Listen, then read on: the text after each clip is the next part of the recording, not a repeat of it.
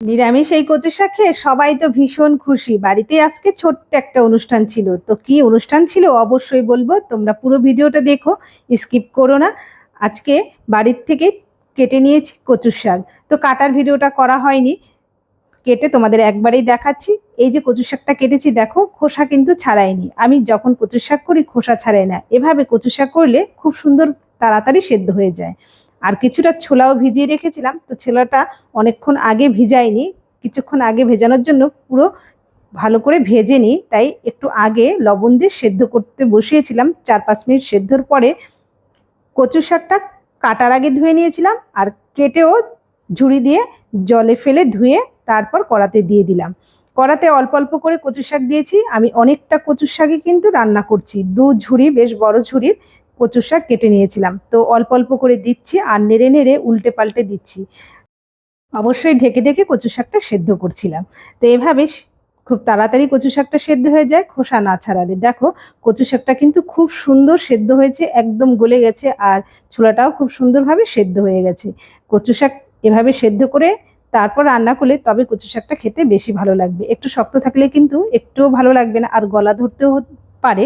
তাই কচু শাক এভাবে সেদ্ধ করে নিতে হবে খুব ভালো করে। এরপর জল সেকে একটু জল চেপে চেপে বের করে দিয়েছি। কড়াতে সর্ষের তেল একটু বেশি করে দিয়েছি। ফোড়নে দিয়ে দিলাম শুকনো লঙ্কা, তেজপাতা, 5 ফোড়ন, আদা বাটা, কাঁচা লঙ্কা বাটা দিয়ে একটু সময় ধরে কষিয়ে নিয়েছি। মশলা থেকে তেল ছাড়ার পর দিয়ে দিলাম নারকেল কোড়া। নারকেল কোড়া দিয়ে এবার একটু 2-3 মিনিট নেড়ে চেড়ে কষিয়ে নিয়েছি। তোমরা নারকেল কুচিও দিতে পারো আগে, তো তোমরা যেভাবে মনে হয় যে একটু মুখে পড়বে তাই ছোট ছোট করে কেটেও দিতে পারো, আমি কুড়িয়ে দিয়েছি। এরপর নেড়ে চেড়ে একটু কষিয়ে নিয়েছি। নারকেলটা একটু হালকা ভাজার পর সেদ্ধ করা কচু শাকটা দিয়ে দিলাম। দেখো এখানে কিন্তু বেশ অনেকটা কচু শাক। তো কচু শাকটা দিয়ে এবার নেড়ে চেড়ে খুব ভালো করে মিশিয়ে নেব। তো কচু শাকে এখানে পরিমাণ মতো লবণ আর হলুদ দেব। ঝালটা তোমরা যেমন খাবে সেই হিসেবে দেবে, অনেকে একটু ঝাল ঝাল পছন্দ করে। তো আমাদের বাড়িতে যে অনুষ্ঠান, তবে ছোট বাচ্চারাই খাবে বেশি, তাই আমি ঝালটা খুব বেশি দিইনি, অল্প দিয়েছিলাম। তো দিয়ে এবার নেড়ে চেড়ে খুব ভালো করে টানিয়ে নিচ্ছি।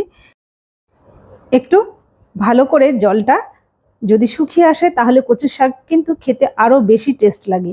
তাই আমি একটু জলটা খুব ভালো করে একদম নাড়ুর মতো দেখো হয়ে এসছে। এরপর দিয়ে দিয়েছি কিন্তু চিনি, একটু মিষ্টি মিষ্টির জন্য।